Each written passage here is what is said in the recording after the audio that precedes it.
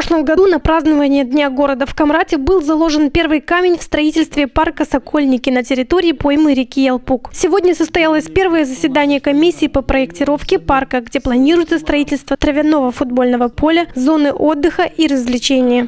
Все включимся в эту работу, чтобы действительно каждый метр распределить, где у нас будут газоны, где цветы, где деревья, где клумбы, где дорожки. Потому что там будем учитывать все. Это не просто парк лес, а именно это для отдыха. Потому что будет зона, именно где сделаем все возможное, привлечь инвестиции. И уже есть договоренности с побратимыми городами, чтобы сделать там, чтобы были все эти детские, детская площадка, плюс различные карусели. Пойма реки Ялпуг всегда была проблемной зоной, и здесь никогда хорошо не росли деревья из-за систематических паводков. Но, как отмечают специалисты, при тщательном исследовании рельефа и принятии необходимых мер проблемы можно избежать. Чтобы увековечить память тех незаконно репрессированных людей, для того, чтобы молодежь, существующая, будет жить, чтобы она помнила, что такой период был, и чтобы такой период больше никогда не повторился.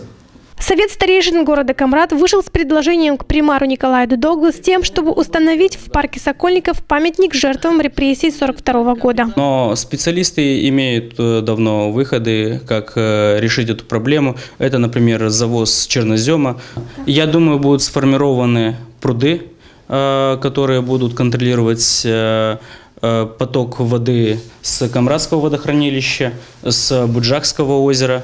Да, здесь есть дамба, но мы должны рассматривать, что у нас был уже случай, когда дамба прорвала, и пойма реки Ялпуг была затоплена, и мы должны это предусмотреть, чтобы наш парк не превратился просто в большой один участок эрозии. Под парковую зону «Сокольники» планируется отвести примерно 7 гектаров земли. И, как подчеркнул примар, здесь хватит места для всех побратимых городов, которые захотят оставить свой след в благоустройстве этого парка.